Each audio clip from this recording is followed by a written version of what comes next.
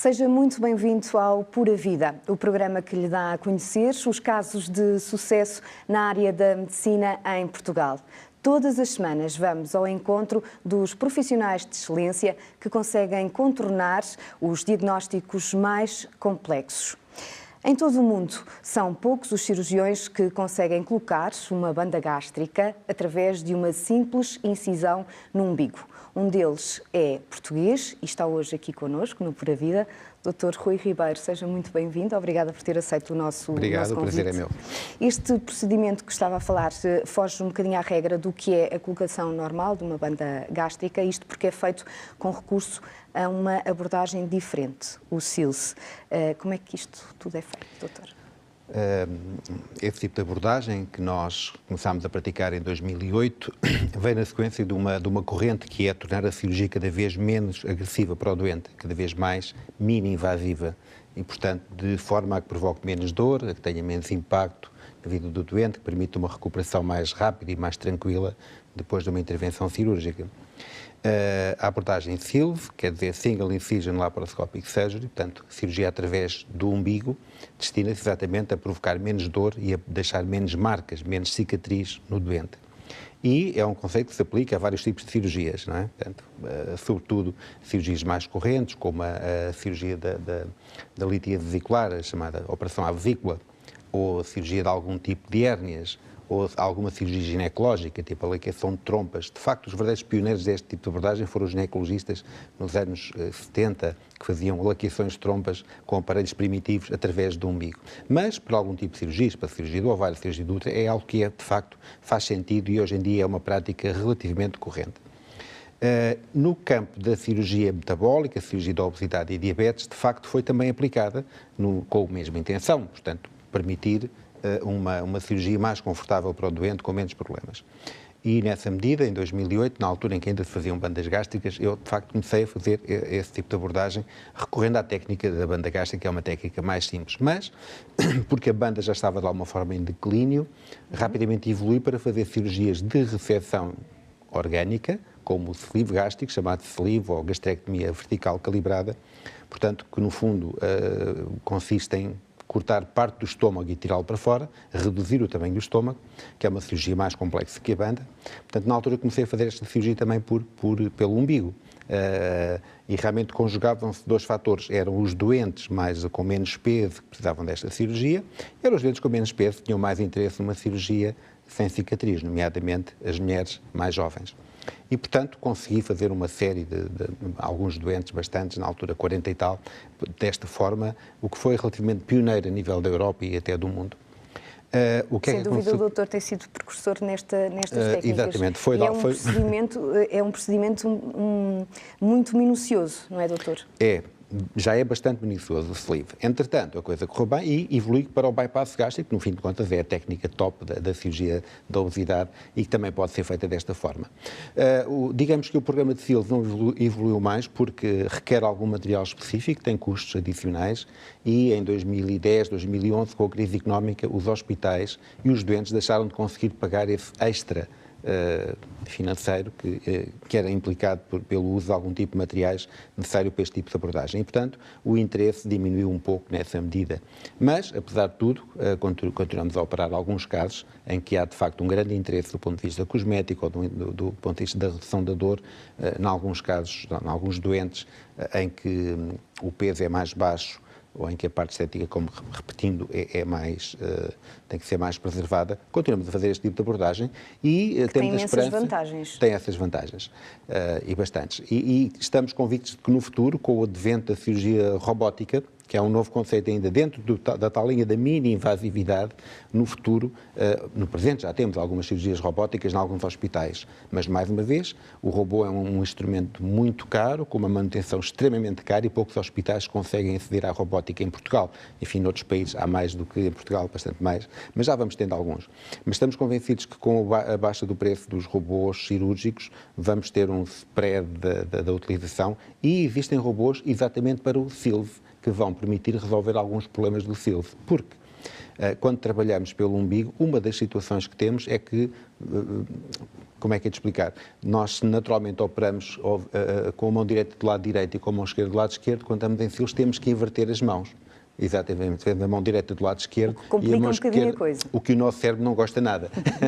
Estamos a ver as duas dimensões sem sentir diretamente os órgãos, através de instrumentos rígidos e ainda por cima com as mãos trocadas. É algo e chegar complicado. A sítios muito complicados. E chegar a sítios e fazer gestos complicados, enfim, sobretudo em doentes com obesidade, que têm mais gordura, em que as estruturas anatómicas não são tão claras e em que o erro é mais fácil. Que tipo de doença é que nós estamos a falar em termos de obesidade? Estamos a falar em termos de obesidade. Enfim, a obesidade é uma doença crónica, uma doença de perfil inflamatório, uma doença multifatorial que tem, no fundo é genética, no fim, há defeitos genéticos, defeitos do DNA que condicionam o aparecimento da obesidade, mas é preciso que o ambiente facilite. E, portanto, é também uma doença ambiental nesta medida. Não é obeso quem quer, mas não é obeso também em qualquer ambiente. É preciso haver, de facto, disponibilidade de comida e conforto, sedentarismo, automóveis, enfim, todos os fatores que levam a que o consumo energético baixe e a ingestão calórica aumente. Desta doença resulta um aporte de energia diário, portanto, uma poupança de energia na forma de gordura e os doentes vão aumentando de peso, sobretudo na base da reserva energética na forma de gordura. E a gordura é um órgão ativo que provoca, que produz hormonas e produtos químicos que vão provocar doenças como a diabetes, como a hipertensão, como a apneia do sono. O próprio peso destrói as articulações, nas mulheres as hormonas provocam infertilidade, pode provocar tumores do cérebro. São 236 doenças que podem vir da obesidade. É mesmo este número, 236. Estão estudadas de vários tipos de doenças. Portanto, a obesidade, digamos que é uma doença que destrói a vida de cada um dos doentes, na vertente física, na vertente psicológica, dado o impacto que tem em todas as atividades humanas, claro, e também na vertente social, uma vez que problemas como o alcoolismo, a exclusão profissional, enfim, são de facto bastante graves. Doutor, pode-se dizer que é a epidemia do século XXI? Já é dito há muito tempo. É a epidemia do século XXI, claramente. Sobretudo porque, por exemplo, em Portugal, os grandes problemas de saúde pública hoje em dia ainda são a diabetes, a hipertensão arterial e a obesidade. E acontece que a obesidade está na gênese quer da diabetes, quer da hipertensão. Por exemplo, cada obeso, numa pessoa de peso normal, um obeso tem 12% de risco de ser diabético tipo 2. Num obeso é 63%. Portanto, 5 vezes mais o risco de obesidade implica diabetes. E a diabetes consome, para ter uma ideia, normalmente à volta dos 10% dos orçamentos da saúde. 10% do dinheiro que gastamos em saúde é para a diabetes, no tratamento direto ou das consequências de tratamento ou custos indiretos. É de facto muito dinheiro, é um grande burden. Já lá vamos à comparticipação também deste tipo de doenças por meio do Estado. Eu gostaria de regressar ao seu trabalho. Certo. Doutor, nem todos os doentes podem ser submetidos a este tipo de intervenção, certo? Claro, a cirurgia da obesidade, ou centrando na cirurgia da obesidade, também há a cirurgia da diabetes, é de facto uma cirurgia muito prevalente, é das cirurgias mais comuns hoje em dia em todo o mundo. Calcula-se que se façam 1 milhão de procedimentos por ano em todo o mundo. É bastante. Tem uma ideia do nosso país, quantos doentes é que são operados? No nosso país, eu fui presidente da Sociedade Portuguesa de Cirurgia da Obesidade durante 5 anos e fiz a monitorização a nível nacional, que também não existem muitos dados oficiais, mas calculamos que se operem hoje em dia, 2 a 3 mil casos por ano. Antigamente 3 mil, hoje em dia talvez um pouco menos, 2.500, uma vez que o número de centros de obesidade se reduziu um pouco. Neste momento existem 23 e, portanto, 16 públicos e 7 privados aprovados pela DGS e, portanto, é este o número. Mas este tipo de atividade tem regras, portanto, existem guidelines. Por acaso, Portugal é dos poucos países que tem um Programa Nacional de Tratamento Cirúrgico da Obesidade. Quer dizer, existem regras publicadas pela Direção-Geral de Saúde que institucionalizam algumas recomendações que nós temos que seguir.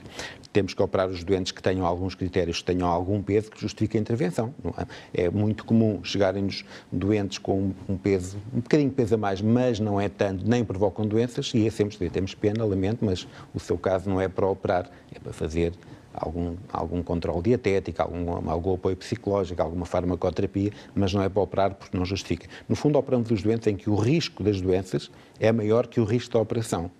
E, portanto, normalmente são os doentes com IMC, índice de massa corporal acima de 35, com doenças, ou qualquer doente com IMC acima de 40 tem indicação para ser operado ou deve ser operado.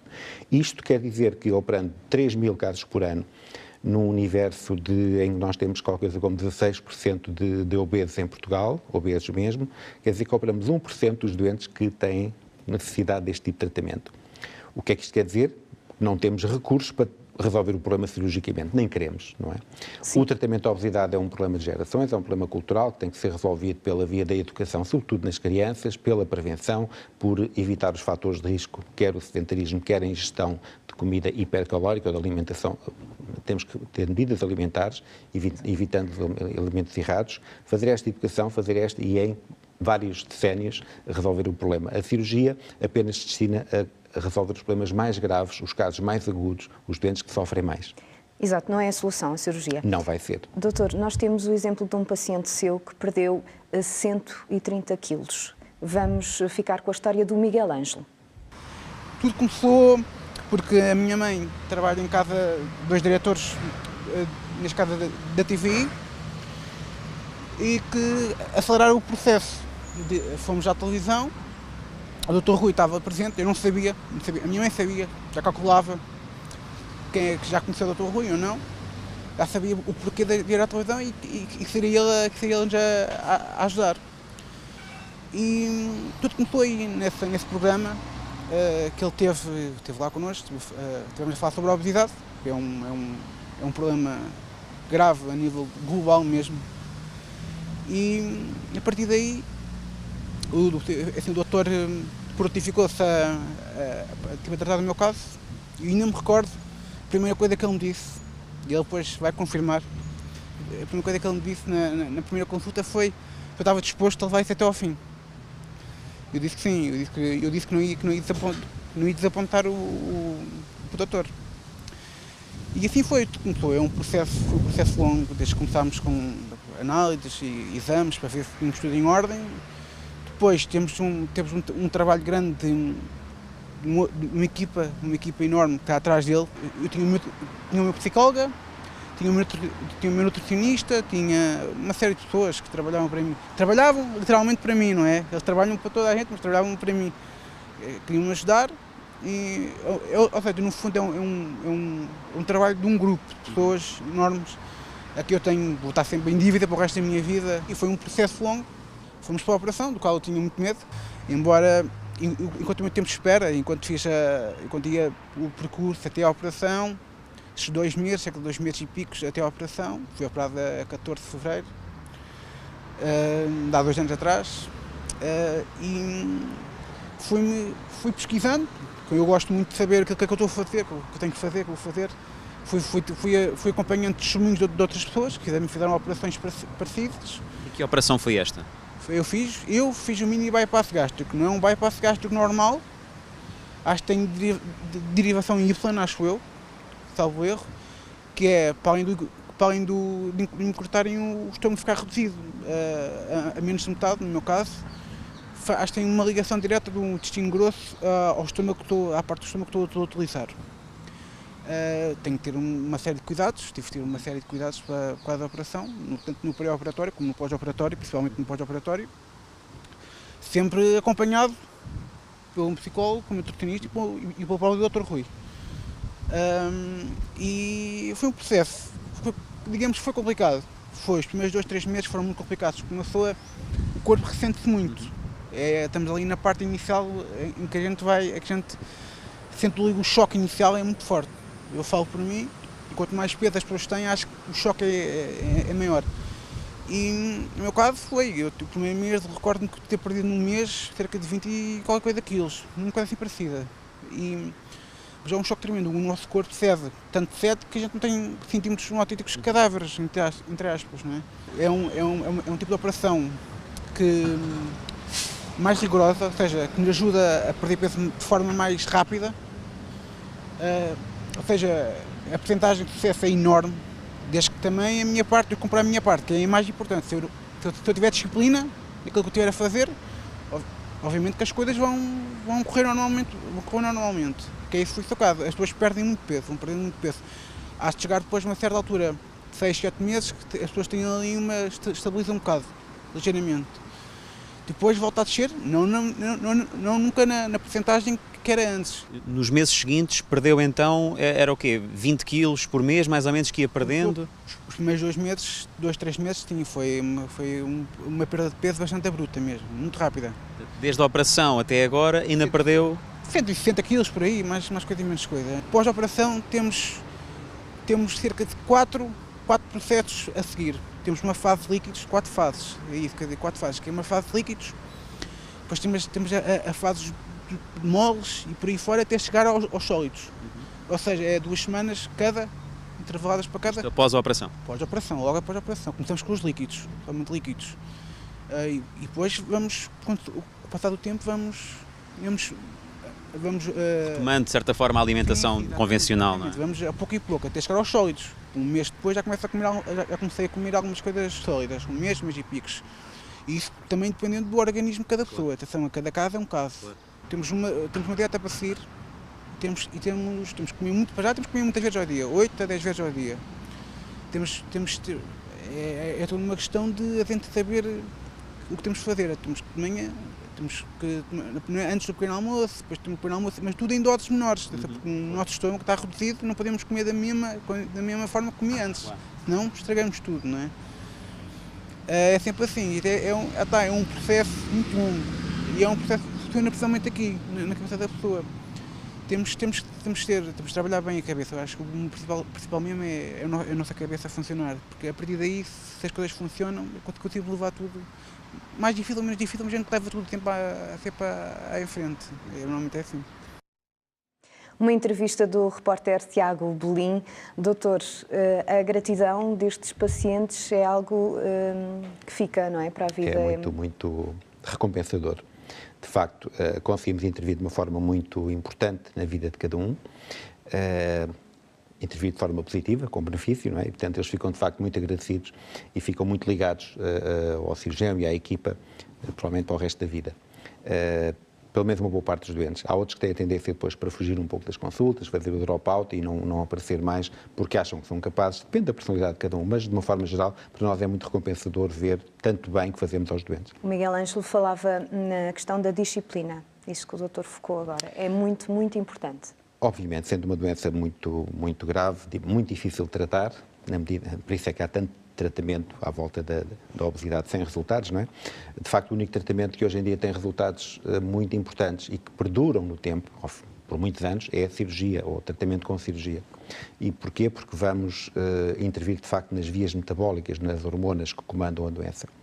Mas, para não me desviar muito da sua pergunta, portanto, o que nós conseguimos fazer é recuperar os doentes do ponto de vista físico. Basicamente, queremos curar doenças, a hipertensão cura, a diabetes. Não podemos dizer curar, mas entra em remissão, fica controladíssima para sempre, deixam de ressonar, deixam de ter apneia, deixam de ter dores, enfim, as senhoras podem engravidar, deixam de ter problemas como cólicas biliares, muitas vantagens. Tudo relacionado com a saúde. Curam a dislipidemia, mas sobretudo a nível psicológico há uma recuperação, desculpa interrompê-la, há uma recuperação muito grave. Estes doentes, digamos que voltam a renascer, voltam a reviver na medida em que se tornam mais felizes e voltam a ter uma importância social muito grande. São doentes que voltam a trabalhar, que voltam a amar, que voltam a ter filhos, que voltam à escola, que fazem cursos quando já tinham desistido. Estes jovens estavam um pouco na fase descendente da vida, era quase um adolescente e estava isolado em casa, com um peso muito grande, talvez 220 quilos, desempregado, sem perspectivas na vida, e ia fechar-se em casa, cair no auto-isolamento, na depressão, que é algo que é muito frequente também na obesidade, e realmente resolvendo o problema desta forma, ele renasceu. Agora é um trabalho duro, é um trabalho de fundo, é uma maratona em que tem que ser avaliado por uma equipa, acompanhado por uma equipa, temos que fazer a cirurgia, tem que continuar a ser acompanhado. É um trabalho em 3 fases, pré-operatório, operatório e pós-operatório. E se não for desta forma, o resultado pode falhar. O pior que pode acontecer, e eu deixo o apelo aos telespectadores, é que não achem ninguém acha que é um milagre. Parece, mas não é. É um tratamento em que vamos trabalhar antes da cirurgia, fazemos a operação, que é a parte, no fim de contas, menos chata da cirurgia. Portanto, o que é difícil é, de facto, o que o Miguel Ângelo dizia, é a adaptação alimentar. 4 fases: líquidos claros, líquidos sólidos, moles, líquidos espessos, moles e depois sólidos. Isto, ao fim do mês, está a comer de tudo. Em pequena quantidade, mas come de tudo. E depois é ir perdendo peso, mas sempre com o apoio da equipa. Não deixem de vir à equipa, porque é a equipa que lhes dá a estabilidade e que evita os problemas e que os motiva para continuar naquele caminho. E tem que tomar vitaminas, que é outra mudança comportamental que tem que fazer, porque estes doentes normalmente, portanto, emagrecem porque absorvem menos e têm que tomar vitaminas e muitas vezes esquecem-se. Mas nota-se pelo entusiasmo do Miguel Ângelo que a autoestima já está cá em cima, não é, doutor? Isso foi-lhe devolvido também, porque a maior parte dos doentes certamente chegam-lhe com estes problemas todos que focou, mas principalmente a autoestima muito em baixo. Claro. Nos casos limite, eu vou só dar 2 ou 3 exemplos para perceberem. Doentes que não conseguem fazer a higiene corporal, não se conseguem lavar. Doentes que não conseguem calçar os sapatos, que dependem de alguém para calçar os sapatos ou apertar os sapatos. Quando renascem e conseguem fazer estas coisas, ficam tão felizes que é difícil descrever. Lembro sempre de um doente, que também é um doente de 200 e muitos quilos, que emagreceu e um dia chegou ao pé de mim, felicíssimo, porque tinha conseguido comprar umas calças de ganga e ele já não conseguia vestir calças de ganga há muito tempo. Pequenos pormenores na vida das pessoas que fazem a nossa felicidade e eles voltam a ter. E realmente, só falando com eles é que se entende isto, não é? Muitas das vezes pormenores que nós não damos muita importância no nosso dia-a-dia e que... Pronto, dá neste tipo de atitude autoestima. Doutor, o esperado, após a colocação, a intervenção, o que é que o doente perde 60% do peso? É isto que aconteceu acontece na maior parte dos casos, ou nem por isso? Não, em média os doentes perdem, digamos, de uma forma geral, um doente que queira fazer uma cirurgia destas, ou um tratamento destes com cirurgia, perde 1/3 do peso. Se é um doente de 90 kg, vai perder 30, se é um doente de 180, vai perder 60, portanto, a regra é 1/3, mais ou menos, 30 a 35% do peso total. Há outras formas de medir, mas este é o valor normal. Ainda se utiliza a intervenção, a colocação do balão? O balão utiliza-se ainda. É uma terapêutica com algum interesse em algum tipo de doentes, mas não é de forma nenhuma uma solução, muito menos. Eu costumo dizer que o balão corresponde a uma dieta de 6 meses, não é? Porque o balão pode estar habitualmente 6 meses, alguns balões podem estar mais tempo, mas o corrente é 6 meses, e durante esses 6 meses os doentes vão comer menos. Porquê? Porque o balão obriga a comer menos, ocupa espaço, de alguma forma enjoa, pode retirar a fome um bocadinho, e os doentes nesse período vão perder peso, exatamente porque comem menos. Mas o problema permanece lá. Não trabalhamos nem a vertente psíquica do doente, portanto, não modificamos o seu comportamento, as suas motivações, nem a sua biologia. E, portanto, quando tira o balão, está tudo na mesma, basicamente como numa dieta. E, portanto, os doentes perdem peso, mas também depois, mais ou menos rapidamente, invariavelmente vão recuperá-lo. Apesar de tudo, este ganho temporal no peso pode ser útil, por exemplo, para preparar um doente para uma cirurgia. Doentes de muito risco tenham 200 e... Este doente poderia ter recebido um balão se fosse mais complexo, mas também não era assim tanto. Mas um doente que tenha muito fator de risco, porque tem muitas doenças, tem um problema cardíaco, tem um problema renal, tem uma apneia de sono gravíssima e que tem 250 quilos, nós temos que o fazer perder 30 ou 40 e isto reduz drasticamente o risco da cirurgia, porque aquele organismo vai se sentir mais confortável com menos peso e, portanto, o risco operatório, o risco e anestésico vai reduzir bastante e aí o balão tem interesse. Ou então, em casos de, muito baixo peso, em pessoas que não precisam de uma cirurgia ou que não têm critérios para a cirurgia, que por qualquer motivo querem perder peso temporalmente. Estou-me a lembrar de alguns atores que têm que fazer papéis e que têm que emagrecer, pode ser uma ideia. E ainda há uma terceira indicação para mim, que é os adolescentes. Os adolescentes, de facto, quando têm peso a mais, ou bastante peso a mais, com um balão podem reduzir e porque a psicologia deles é mais plástica, digamos que a personalidade não está tão vincadamente acabada, eles acabam por gostar muito de se ver mais magros e de ter os novos comportamentos e conseguem agarrá-los. E, portanto, aí é mais fácil mudar a parte comportamental, mesmo sem a parte biológica, e alguns conseguem depois manter-se magros depois num balão. Portanto, é outra indicação interessante. Recuperando estamos quase a terminar, a nossa conversa há pouco na questão dos custos associados a esta doença, a obesidade também, são enormes. Portanto, é também uma barreira no nosso país para o tratamento. É uma barreira, é o problema do acesso ao tratamento. É uma cirurgia Mais que isso, é uma cirurgia tecnologicamente evoluída, que consome instrumentos que são de facto caros. Cada cirurgia terá um consumo de material na ordem dos 4, 5 mil euros. Material disposable, portanto, descartável.